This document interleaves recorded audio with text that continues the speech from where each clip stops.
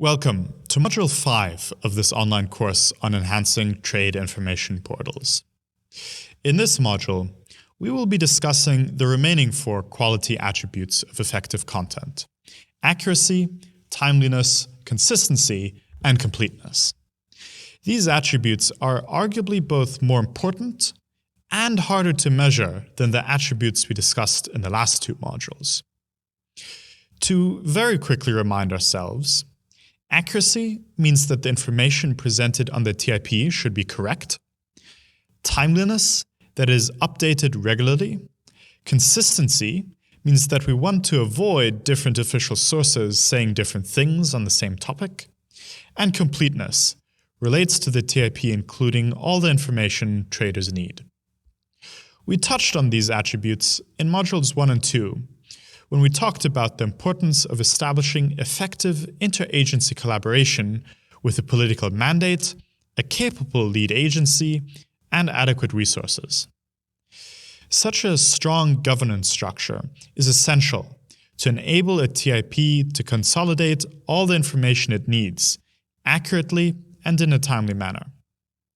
But that alone is not enough. So in this module, we will be focusing on the role of the second component of our governance framework, a continuous improvement process, in delivering these 4 key quality attributes.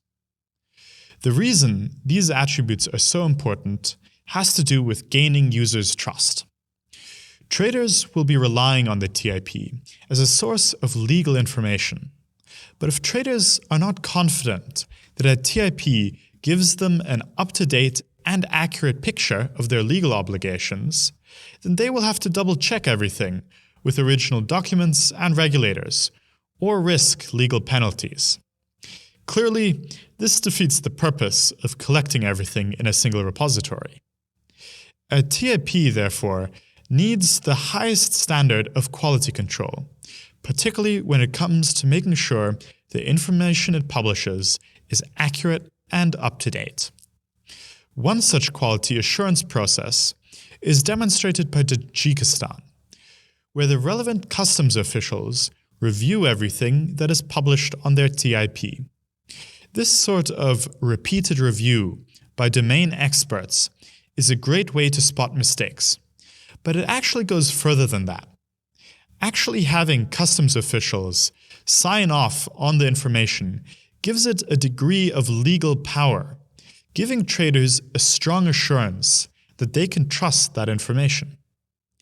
This unusually strong form of reassurance is probably not feasible for TIPs with a weaker mandate, but it does demonstrate the importance of providing reassurance to traders and institutionalizing a robust process of continuous review for the information on a TIP. In a changing environment, it is important that the quality of a TIP is evaluated regularly and improvements are generated and implemented. You will also notice that this continuous review cycle is a required feature of the higher maturity levels 4 and 5, as suggested in the Maturity Roadmap model.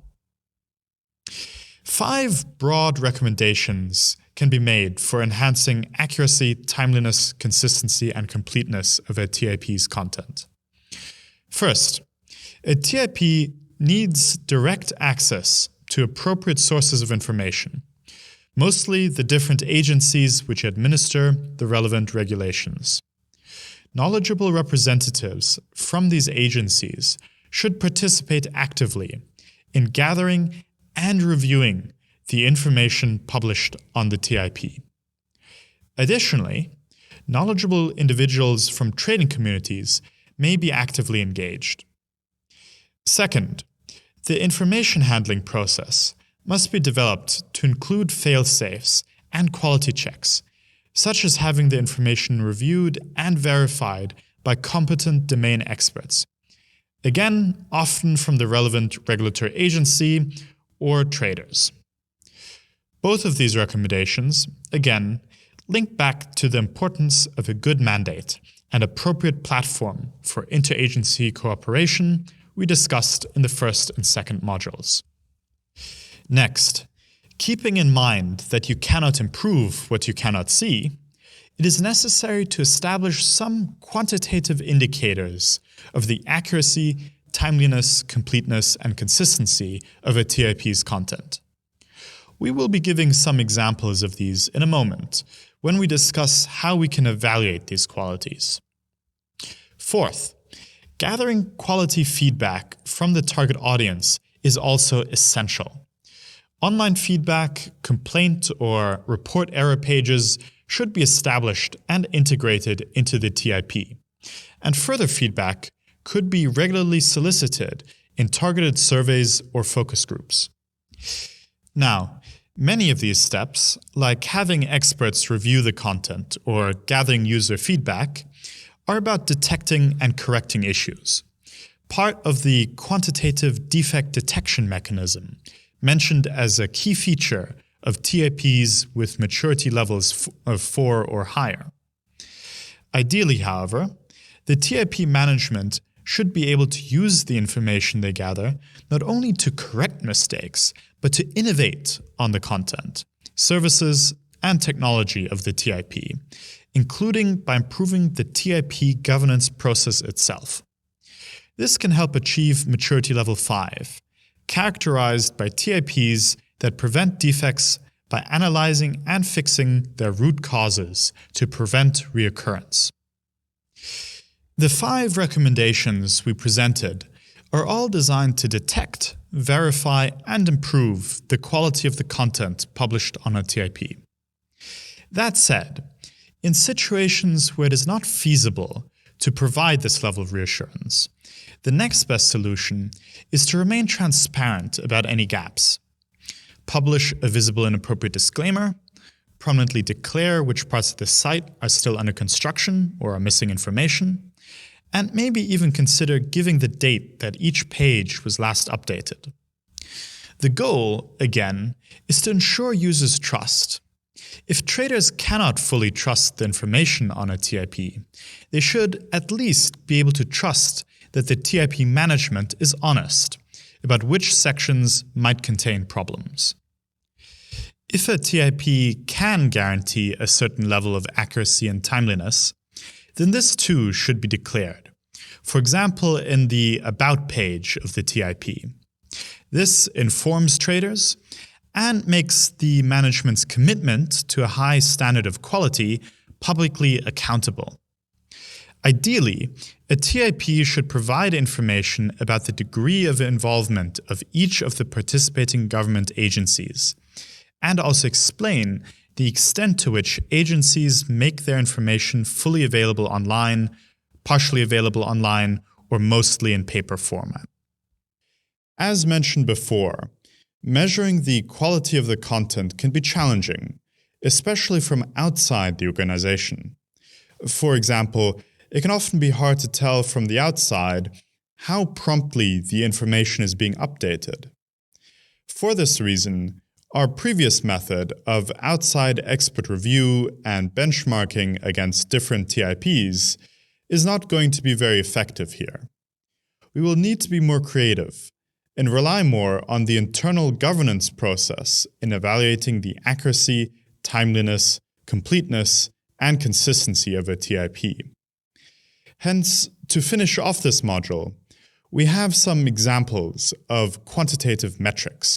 So, regarding how to measure the completeness and timeliness, the first step might include using lists of expected items that should be included in the TIP, as we described in Module 3, in conjunction with a list of commodity codes, to verify that the TIP includes all relevant information in full detail for all commodities, and then account for any gaps.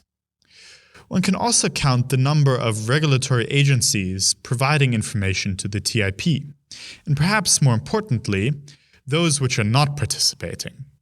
Again, in the interest of transparency, it can be a good idea to declare if there are any prominent gaps so traders can adjust their expectations accordingly.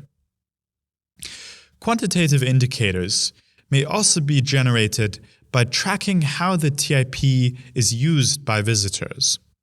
A useful technique, which becomes available if the TIP has a search function, is to automatically detect keywords entered by users which do not return any results. This can provide direction in expanding the pages provided on the TIP to cover such unanswered queries. Frequently entered keywords may also provide clues on what information should be expanded, perhaps for specific products or new regulations. For timeliness, the key metric is probably tracking how regularly, or with how much delay, different categories of information on the TIP are updated. This information should be readily available to the TIP management, if not to users. Regarding accuracy, there are also a few methods. Going back to using lists of commodity codes and expected information, it is important to track what portion and how frequently the information on different commodities, procedures, or documents is being verified by the relevant domain experts. Another interesting technique, which can be acquired through closer collaboration with customs, or perhaps the ministries that administer technical regulations, is to see which forms or procedures are particularly error-prone or underutilized by traders. The TIP management could then use this information to take special care when explaining these forms, or prominently advertise those underutilized procedures. One could even see if the number of mistakes in customs forms measurably decrease as use of the TIP increases amongst traders. Such an analysis could be augmented by surveying the traders going through customs, asking if they use the TIP and if so, what they found useful or what they would like to see added. For consistency, you might consider counting how often the same information is available from different official sources, and if these are in conflict. This raises questions about what to do with such contradictions, and who has the authority to resolve them. Consistency checks are an important part of a defect detection mechanism, one of the required features of Maturity Level 4. Implemented as part of a TIP management, it could also ultimately help in enhancing regulations and interagency collaboration. Lastly, there are some broader indicators that can be used to improve content. These are not directly aligned with the quality attributes we discussed, but may nonetheless be useful in directing the efforts of the TIP management. The most obvious and basic of these is website statistics. If people find the site useful, they will presumably keep using it and recommend it to others. Website traffic data could also be used to measure the popularity of specific pages on the TIP and to organize one's efforts accordingly. For example, by making sure heavily trafficked and searched pages receive more attention and frequent updates. Note that the measures and indicators mentioned here are just examples, and various other measures could be used. As mentioned earlier, regularly running through some specific use case scenarios is always a useful practice to improve content. Simulating a user looking through the TIP in search of particular information and seeing what kinds of issues they encounter.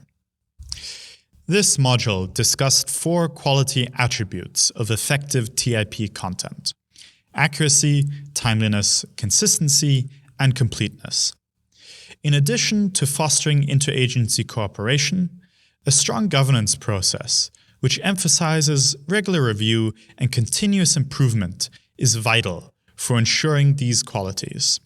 The governance process should also facilitate the collection of a wide variety of qualitative and quantitative feedback on which to base these improvements. In the next module, we will be returning to the maturity roadmap model and discussing how a TIP can become more effective at sustainably delivering quality content by increasing its overall maturity level.